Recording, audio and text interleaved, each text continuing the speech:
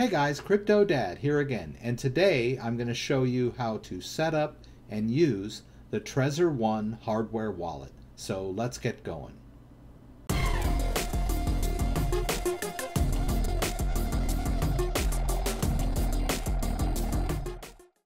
So I was contacted by Trezor and they asked me if I was interested in doing a video on how to use their products. I told them that I was, and they were nice enough to send me a device. So I thought it would be the least I could do to show you guys how to set this thing up and put it through its paces. So let's get going. All right, so let's open this guy up. All right, so they give you a little warning here that if you think someone has tampered with the seals, that you should let them know.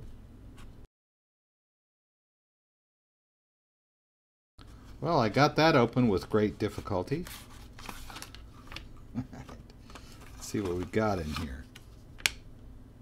All right. So they give you a recovery seed sheet, which is your very most important factor for any hardware wallet, is the recovery seed. You will be able to use this to restore the wallet in case you lose the device. And you'll want to make sure that you keep this in a very secure location. So you see that it's a 24-word recovery phrase. It's basically a human readable format for your master key, which is created on the device randomly when you initialize it. And so you're going to want to write those words down on this sheet and store it in a safe place. And they give you more than one.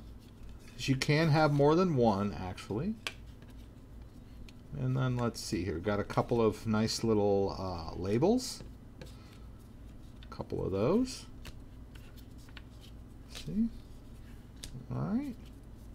So that's cool. You get 4 of those, black and white. And then a little get started guide here. Pretty simple. Most of this will be the software walkthrough. All right, so the interesting thing about the Trezor is that it claims to be a storage place for more than just your wallet keys. It claims to store passwords and two-factor authentication. So we'll check out all of those features. All right, so we're just going to connect it to the PC and get started with the software setup at trezor.io/start. So let's take a look in here. So we've got the USB cable, and we've got a little connector here. Now this cable is woefully inadequate, but it's just too short in my view. But it's a fairly common cable. It's a USB micro cable, so I have plenty of those laying around my house. All right, and here's the device itself, the screen and 2 buttons. We're ready to get going, so let's move forward. All right, so we're going to head over to the Trezor website. All right, so the first thing we'll do is we'll choose our device. We're working on the Trezor One right now. All right, another warning about the package seals. Make sure that the device has not been tampered with. So we'll go ahead and download the software. All right, and then you can just navigate over to that folder and double click and get this thing started.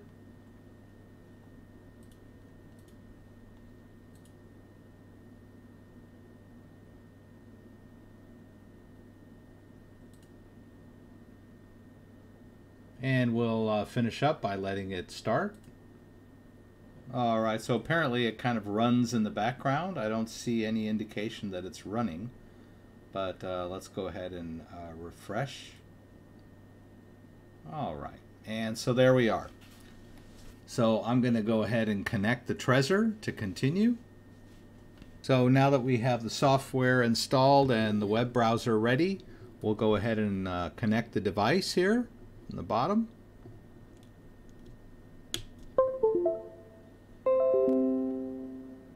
this is what we see on the screen of the device. And this is what we see on the web browser. All right, so it's recognized the device, and it's time to install the firmware. And this makes sure that you have the latest features. All right, so let's go ahead and install firmware.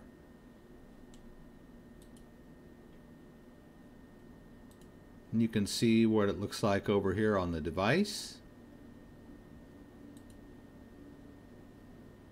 They want you to unplug and replug, so I'll do that. All right, just take it out of the socket and put it back in again. All right, and so it's telling me that the firmware has been installed and that I need to reconnect again. So let's do that.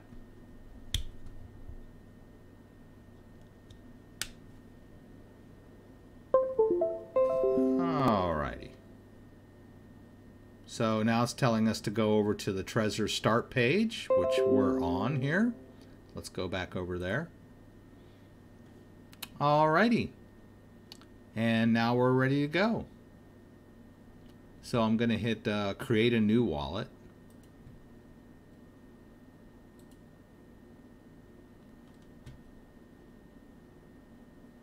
All right, and so this is the screen you'll see on the PC. And this is what the Trezor is going to look like. So I'm going to click this little button here. It says create a backup. So the standard warnings about the recovery seed, right? We're not going to want to put this on our computer anywhere. We want to make sure we write it down legibly and keep it in a safe place. It can be used to recover the wallet should the device be lost or damaged or stolen. And we don't want to save that seed anywhere electronically. We want to make sure that it's completely separated from the computer. All right, we'll just click that and continue. All right, and then we'll just flip back over here to the Trezor, and you can see that it's started to give me the words. So you're going to write down the words and hit the button.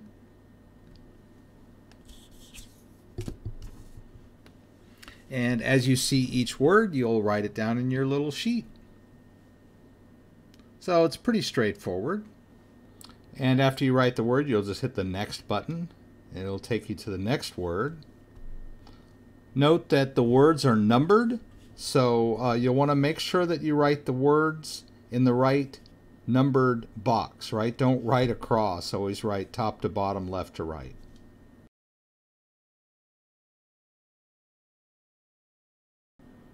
All right, and then when you get to the end of your list, you'll put this thing away. And then you'll hit this last button. All right, and then it's going to take you through the words again to make sure, and you'll want to double check that you've written them down properly.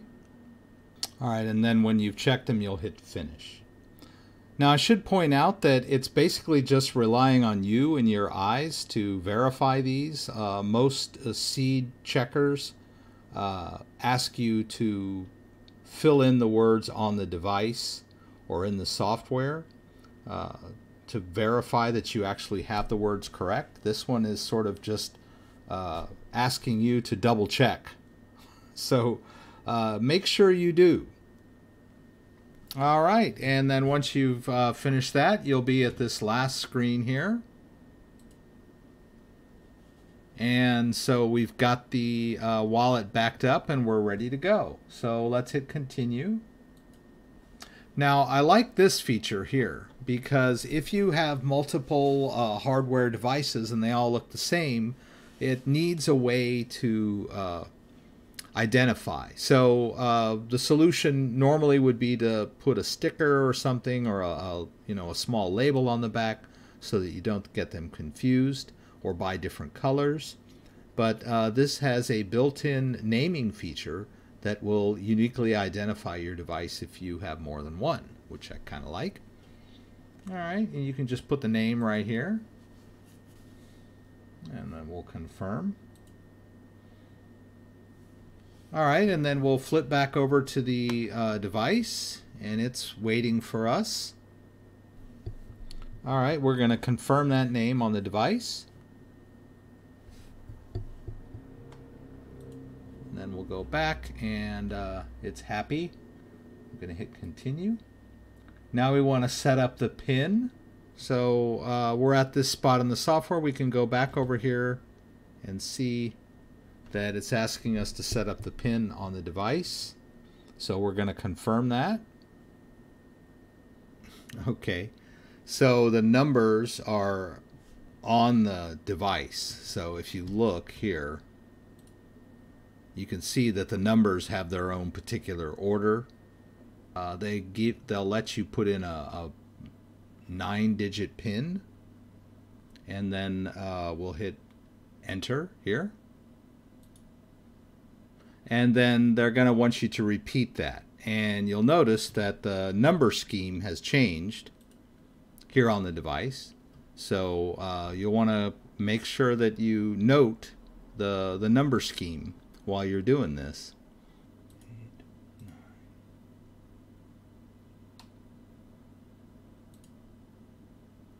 All right, so I managed to successfully enter the same PIN twice. And I also see up here it's telling me there's a new firmware update, which is where we started, but well, let's go ahead. All right, and then you can opt in to receive their newsletter if you want. Well, you got to put an email in there. All right, and we'll hit continue. And there we go. I think we got it. And that's the initial setup. All right, so at the end of my setup, it's now telling me that the firmware is outdated, that I have to update the firmware, and that I'll need my recovery phrase to do that. So we're going to want to unplug the device. All right, and then it wants us to reconnect while I hold both buttons. So I'm going to hold both buttons down while I reconnect.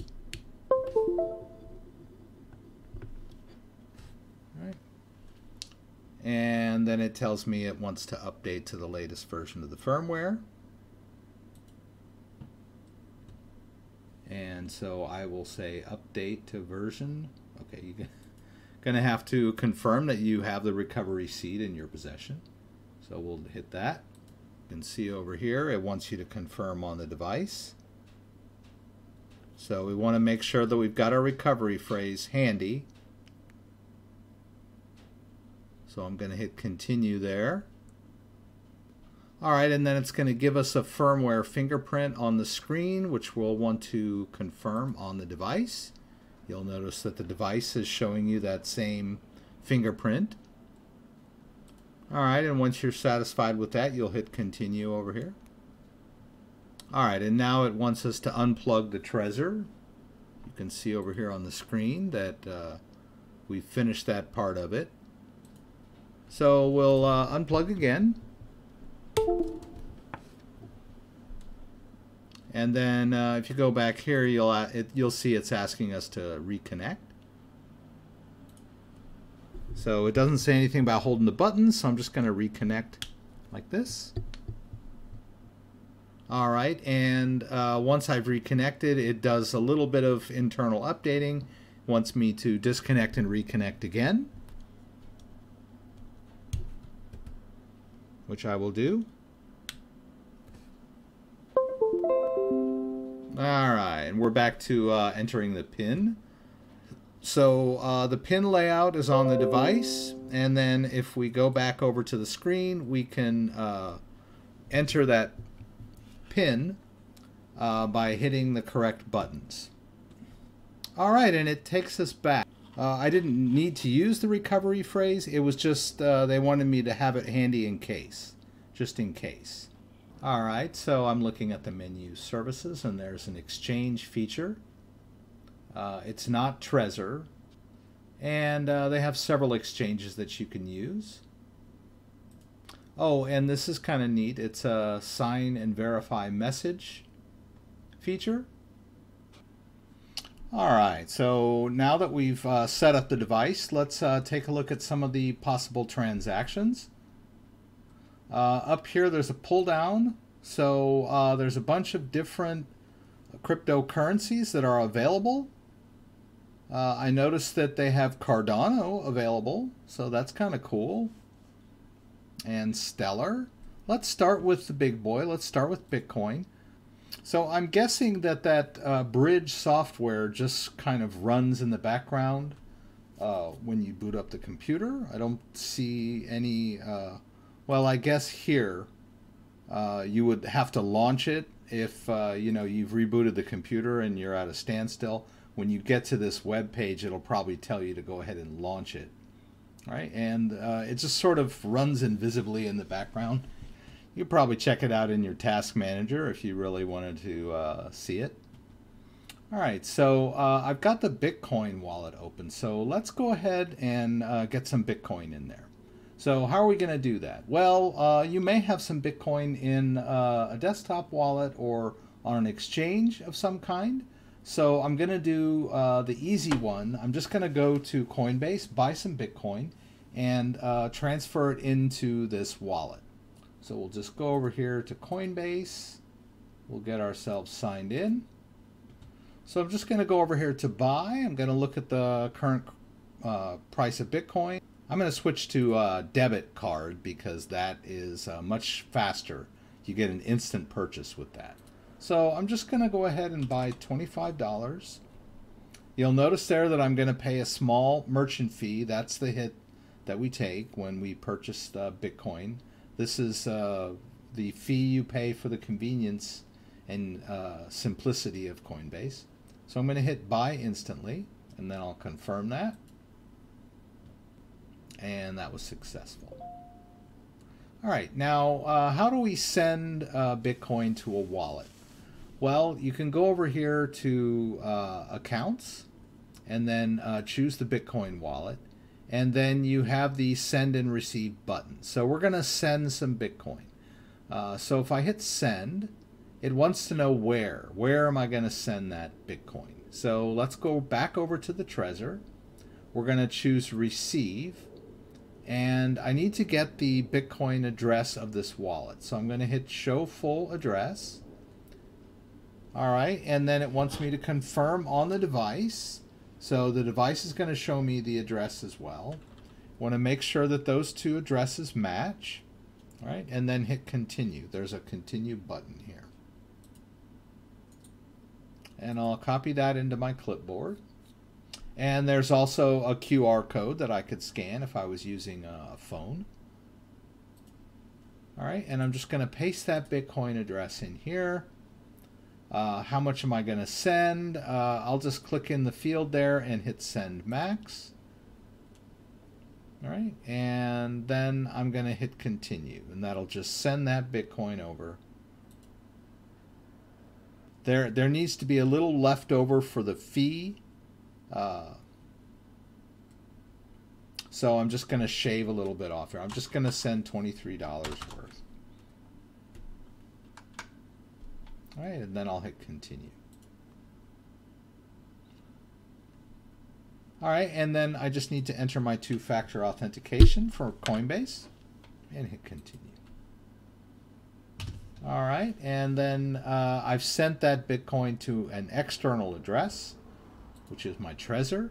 So we can go back over here to the Trezor, and the Bitcoin came in right away. You'll notice that there was a little bit of a hit I took on the Bitcoin network. They shaved off, looks like about 18 cents. So there are more advanced ways to avoid that by using Coinbase Pro, but I'm just going to keep it simple for this one. All right, and there you have it. Now you've got some Bitcoin in this device, and when you disconnect this device and put it away, that Bitcoin will be safe and secure offline. There's no way anyone's going to hack into it. All right, and then down here you can see that there are some additional features besides just storing cryptocurrency on the Trezor. They have a password manager that you could use. You can label the accounts. so that they are more meaningful rather than just account 1, account 2. And then they have two-factor authentication. So it will work as a FIDO/U2F device, which is a hardware authentication device, a very secure way of locking down your online accounts. So that's an additional feature that you can use with the Trezor. And then at any time you can double check the address that's showing on the screen with the address on the device. And that's a bunch of great additional features. All right, so I hope you enjoyed this video. It's just a short, sweet setup and use. If you have any questions about the Trezor, please throw them up in the comments. I'd like to remind everyone that I have a live stream every Friday night, 6 p.m. Pacific Standard Time. Please join me for the live Q&A in LA. Throw out any questions that you may have, and I'll try to do my best to answer them on the fly. If you like this video, give me a thumbs up. If you'd like to subscribe to my channel, I would appreciate it. When you subscribe, there's a little bell that will allow you to be alerted whenever I post new content. Once again, thanks for joining me, and hope to see you again soon.